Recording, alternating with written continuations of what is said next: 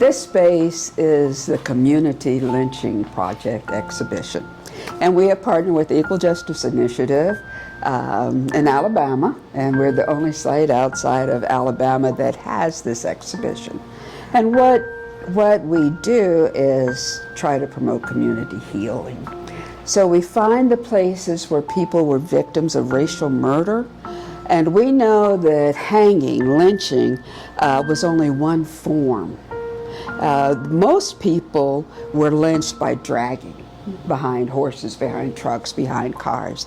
We know the story of Richard Byrd, who was dragged behind a truck until all of his body parts fell off. So those things were common. And what this exhibit does is it pays honor to those people that we know are innocent of these crimes. So they've identified, Equal Justice Initiative has identified these 60 people who were lynched in Missouri between Reconstruction and 1964. We know their names, we know where they were murdered, and we know the dates. We know these people's biographies. In the Heritage Hall, you saw the video about Erastus Brown, the 20-year-old who was murdered, the father of 2 children. He's falsely accused of hitting a woman in the head, a white woman in the head with a rock.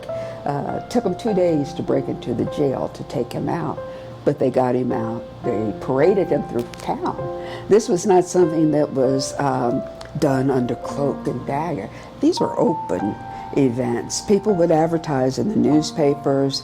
Railroads would offer discount fares. Hotels would offer discounts. People would dress up and bring picnic baskets, dress up in their Sunday best, and whole families would come out.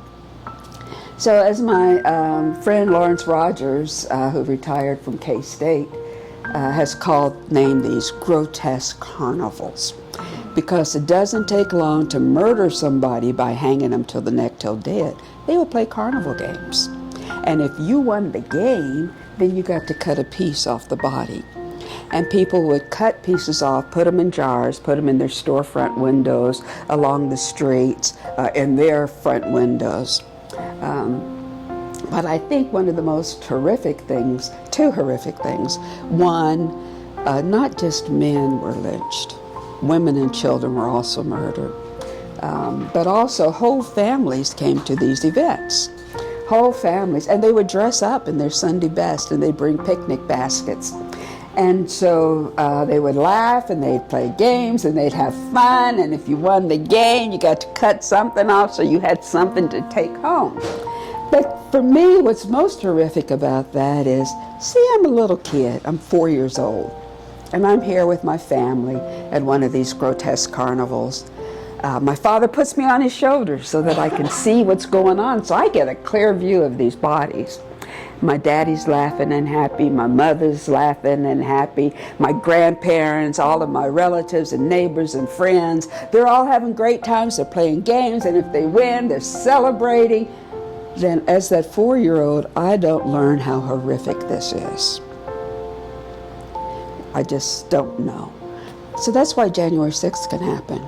Because those are the children of these folks who didn't learn how horrific this is.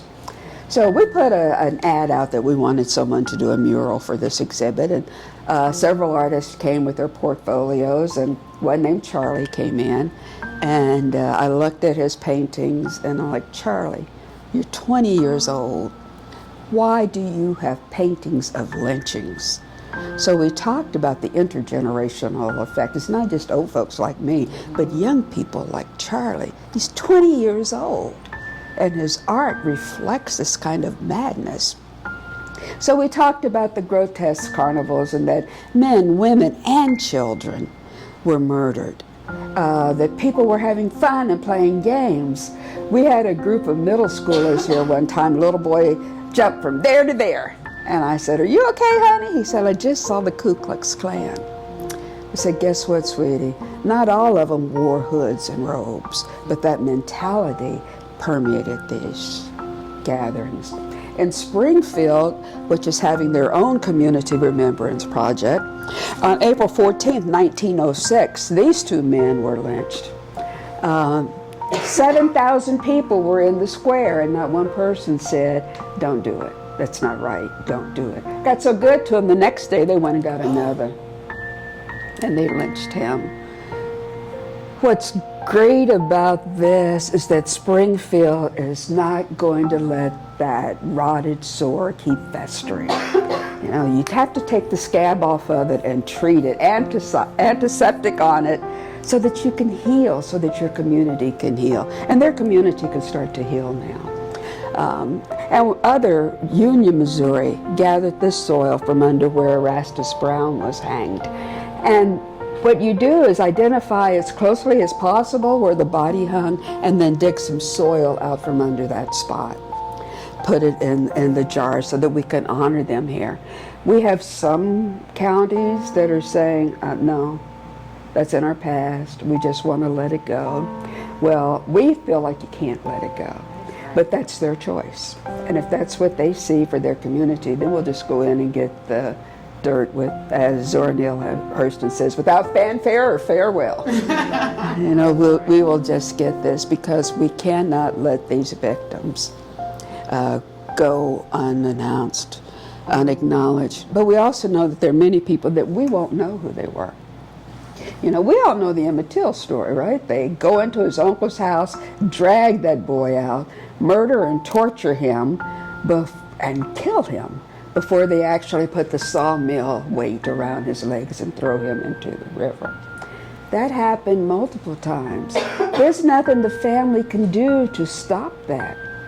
So what happens is that after the murder happens, then they go down and they cut the body down. They fix the body for burial, and they have ceremonies.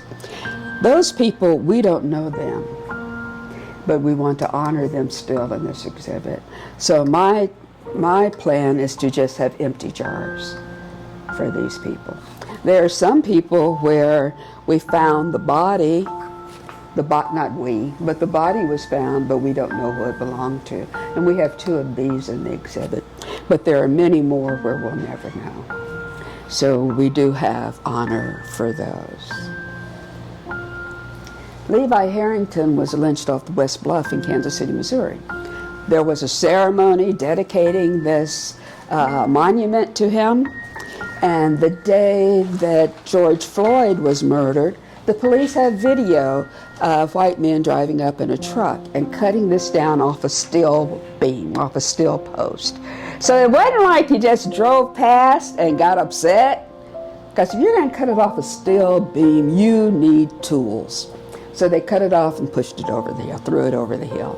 So the city retrieved it and had it in storage, and then we decided that it belonged here at the Black Archives. So they cleaned it up, which I appreciate. I would rather it have stayed as rugged as when they retrieved it.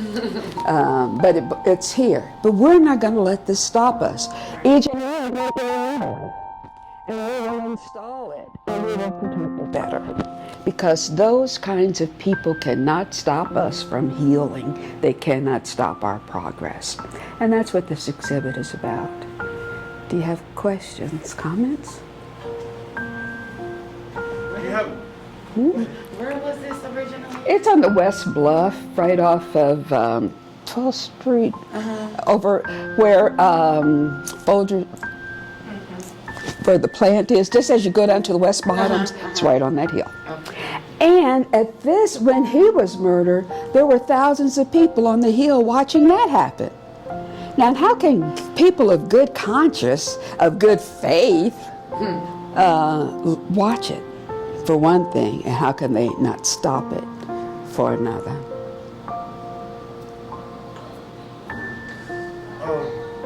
Is the goal to have all of these spaces with jars, and how long do you think that will take?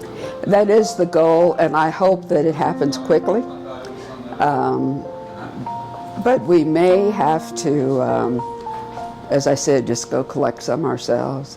But we want the communities to do it, because it's a way for the community to heal. And this is the Community Remembrance Project, so that the community can remember and heal from it. Acknowledge that this horrific, this horrific history has happened, so that we don't want to continue this. Right. So that we can understand now the remnants of what happened. You know, why are we seeing these kinds of things happen now in our society? Well, because they're holdovers. Yeah, very much. They're just holdovers from these times. And we have to fix that.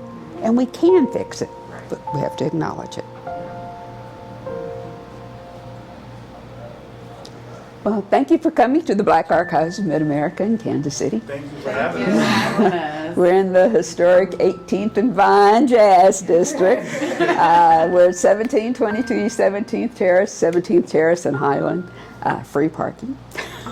We have a coffee shop and a gift shop, and we also honor the women's professional basketball, started here in Kansas City. We have a museum dedicated to them, and Solomon and others work in the recording studio upstairs because our mission is to capture, share, exhibit, and educate people about the history of people of African descent in this country. So thank you for being a part of that. So I'm asking because my 16-year-old son is in debate in high school, and he's putting together something called a POI. And it's a 5-minute monologue about injustice and racial inequalities. And he's very passionate and dissatisfied with the fact that the bulk of the material that he's using is 50 years old plus. And his question to me is, how is this still relevant? And so therefore, I'm asking about your hours because I feel like he can come here and actually receive and contribute. This is a fantastic initiative. So thank you. Please bring him. I will. Just let us know, make sure we're here. Okay, Oh. will do.